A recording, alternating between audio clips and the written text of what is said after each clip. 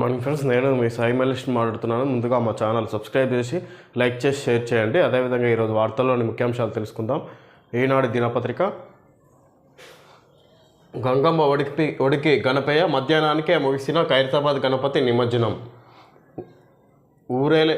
ఊరేలే దేవుడు ఊరేగిన వేళ సచివాలయ మార్గంలో నిమజ్జనానికి తరలి వెళ్తున్న ఖైరతాబాద్ సప్తముఖ మహాగణపతిని తిలకించేందుకు భారీగా వచ్చిన భక్తులు. జనసంద్రమైన హుస్సేన్ సాగర్ పరిసరాలు ప్రశాంతంగా సాగిన లంబోదరుడి శోభాయాత్ర. భాగ్యనగరంలో లంబోదరుడి నిమజ్జన వేడుక మంగళవారం ఘనంగా జరిగింది. ఉదయం 8 గంటల నుంచి అర్ధరాత్రి వరకు దాదాపు 4 లక్షల మంది భక్తులు నగర వ్యాప్తంగా జరిగిన నిమజ్జన కేంద్రాల వద్ద సందడి చేశారు. పలు కార్యక్రమాలు పాఠశాలలకు ప్రభుత్వం సెలవు ప్రకటించడంతో రాజధానిలోని వివిధ ప్రాంతాల పెద్దలు, పిల్లలు, ఇతర జిల్లాల నుంచి భక్తులు భారీగా తరలి వచ్చారు. ఇక సెలవు అంటూ గంగమ్మ ఒడికి చేరుతున్న ఖైరతాబాద్ సప్తముఖ మహాగణపతి.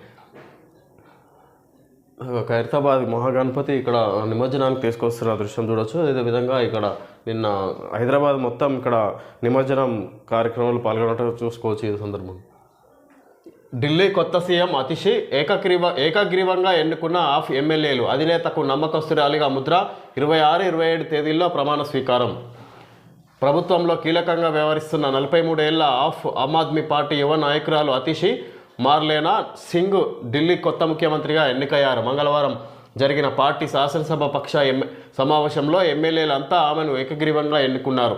మద్యం కుంభకోణం కేసులో ఆరోపణలు ఎదుర్కొని ఢిల్లీ పీఠం ఆమెకే ఎందుకు అతిషి ప్రస్థానంపై ప్రత్యేక కథనంలో వస్తుందరలు ఇవ్వడం జరిగింది. ఈ విధంగా ఢిల్లీ కేజ్రీవాల్ రాజీనామా చేసిన సందర్భంగా కొత్త సీఎంని ఎన్నుకోవడం జరిగింది. అతిషి ఆయనకు నమ్మకస్తురాలిగా ఉన్న అతిషిని సీఎంగా ఏకగ్రీవంగా ఎన్నుకున్నట్టుగా చూసుకోవచ్చు. పేలిన పేజర్లు. లెబనాన్, సిరియాలపై అనూహ్య దాడి, 9 మంది మృతి, 2750 మందికి గాయాలు. ఇజ్రాయెల్ పనేనా ప్రతీకారం తప్పదన్న హెజ్బొల్లా. పేలుడులో గాయపడిన వ్యక్తి. బీరూట్ మార్కెట్లో పేజర్ పేలడంతో పరుగులు పెడుతున్న ప్రజలు. లెబనాన్, సిరియాలపై మంగళవారం అనూహ్య దాడి జరిగింది. 2 దేశాల్లో ఒకేసారి వందల పేజర్లు పేలిపోయాయి. ఫలితంగా 9 మంది మృతి చెందారు, 2750 మంది గాయపడ్డారు. ఒక సిరియాలోనే 7 మరణించారు. గాయపడిన వారిలో లెబనాన్లోని ఇరాన్ రాయబారితో పాటు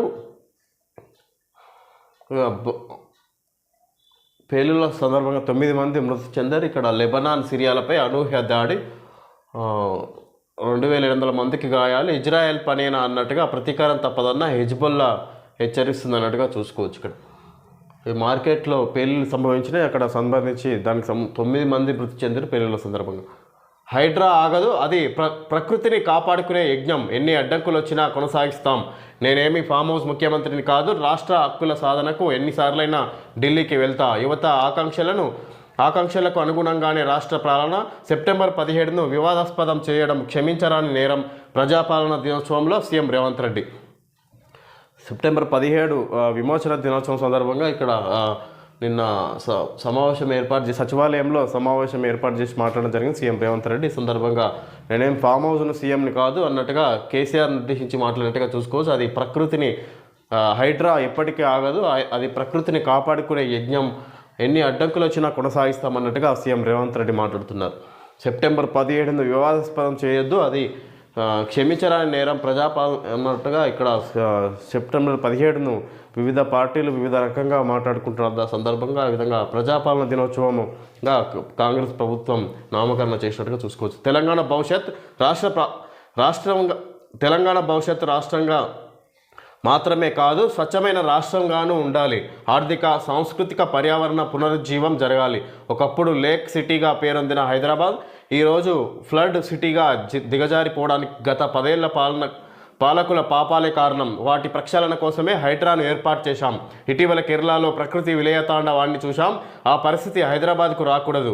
హైడ్రా వెనుక ఎలాంటి రాజకీయ కోణం లేదు. అదొక పవిత్ర కార్యం, ప్రకృతిని కాపాడుకునే యజ్ఞం. కొందరు భూమాఫియాగాళ్ళు పేదలను ముందు పెట్టి హైడ్రా లక్ష్యాన్ని నీరుగార్చే ప్రయత్నంలో ఉన్నారు. ఎన్ని అడ్డంకులు వచ్చినా హైడ్రా ఆగదు. హైదరాబాద్ భవిష్యత్తుకు హైడ్రా గ్యారంటీ ఇస్తుంది. ఇది నా భరోసా. ప్రజలు సహకరించాల్సిందిగా కోరుతున్నా అని ముఖ్యమంత్రి రేవంత్ రెడ్డి విన్నవించారు. ప్రజాపాలన దినోత్సవం సందర్భంగా మంగళవారం గన్ పార్క్లోని అమరవీరుల స్తూపం వద్ద ముఖ్యమంత్రి రేవంత్ రెడ్డి నివాళులు అర్పించారు. అనంతరం పబ్లిక్ గార్డెన్లో జాతీయ జెండాను ఎగరవేసి పోలీసుల నుంచి గౌరవ వందనం స్వీకరించారు. ఈ సందర్భంగా సీఎం రేవంత్ ప్రసంగించారు. గత 10 ఏళ్లలో రాష్ట్ర ఆర్థిక వ్యవస్థను అస్తవ్యస్తం చేశారు. 7 లక్షల కోట్ల అప్పులు చేశారు.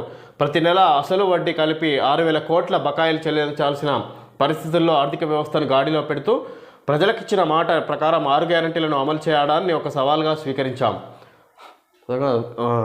సెప్టెంబర్ 17 సందర్భంగా ఇక్కడ దాని నామకరణం ప్రజాపాలన దినోత్సవంగా కాంగ్రెస్ ప్రభుత్వం చేసే విధంగా నిన్న ఆ సందర్భంగా జాతీయ జెండా ఎగరవేసి సీఎం రేవంత్ రెడ్డి మాట్లాడినట్టుగా చూసుకోవచ్చు. ఇక్కడ హైడ్రా అనేది ఒక అది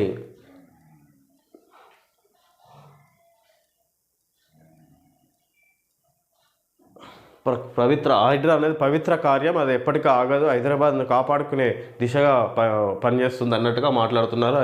ఇక్కడ కేరళలో ఫ్లడ్స్ వచ్చిన ప్రకృతి వైపరీత్యం కారణంగా ఇక్కడ కేరళలో ప్రకృతి విలవతాండం చూసాం. ఆ విధంగా హైదరాబాద్ కాకూడదు అన్నట్టుగా చెప్పుకొచ్చింది. దానికి సంబంధించి చెరువుల కబ్జాలు కారణం.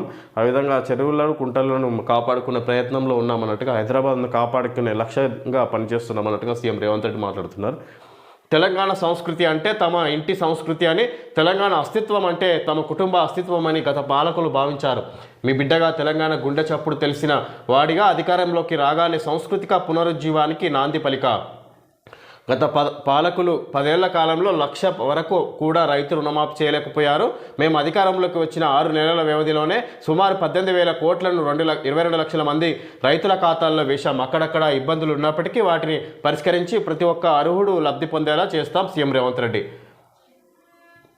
తెలంగాణ సంస్కృతి అంటే తన ఇంటి సంస్కృతి అన్నట్టుగా, అలాగే తెలంగాణ అస్తిత్వం అంటే తమ కుటుంబ అస్తిత్వం అని పాలకులు భావించారు. మీ బిడ్డగా తెలంగాణ గుండె చప్పుడు తెలిసిన వాడిగా అధికారంలోకి రాగానే సాంస్కృతిక పునరుజ్జీవనానికి నాంది పలిక. ఇంత ముందుకు అంత కుటుంబాల అస్తిత్వంగా భావించుకురంట ఈయన. మీ బిడ్డగా తెలంగాణ గుండె చప్పుడు తెలిసిన వాడిగా అధికారంలోకి రాగానే సాంస్కృతిక పునరుజ్జీవానికి నాంది పలిక. అదేవిధంగా గత పాలకులు 10 ఏళ్ల కాలంలో 1,00,000 వరకు కూడా రుణమాఫీ చేయలేకపోయారు. మేము ఒకేసారి 18,000 కోట్లను 22 లక్షల మందికి రుణమాఫీ చేశాం, రైతు రుణమాఫీ అన్నట్టుగా. ప్రతి ఒక్కరూ అర్హులకు ప్రతి ఒక్కరికి లబ్ధి పొందేలా చేస్తామన్నట్టుగా మాట్లాడుతున్నారు సీఎం రేవంత్ రెడ్డి. నిజాంపై సాగిన పోరాట ఘట్టాలపై సికింద్రాబాద్ పరేడ్ గ్రౌండ్లో ఏర్పాటు చేసిన ప్రదర్శనను తిలకిస్తున్న కిషన్ రెడ్డి, బండి సంజయ్, లక్ష్మణ్ తదితరులు. విమోచన పోరాటాన్ని మరుగుపరచడం దుర్మార్గం. ప్రపంచ చరిత్రలోనే సాయుధ పోరాటం ప్రత్యేకం. రాష్ట్ర ప్రభుత్వం విస్మరించిన కేంద్రం ఆధ్వర్యంలో అధికారికంగా నిర్వహిస్తాం.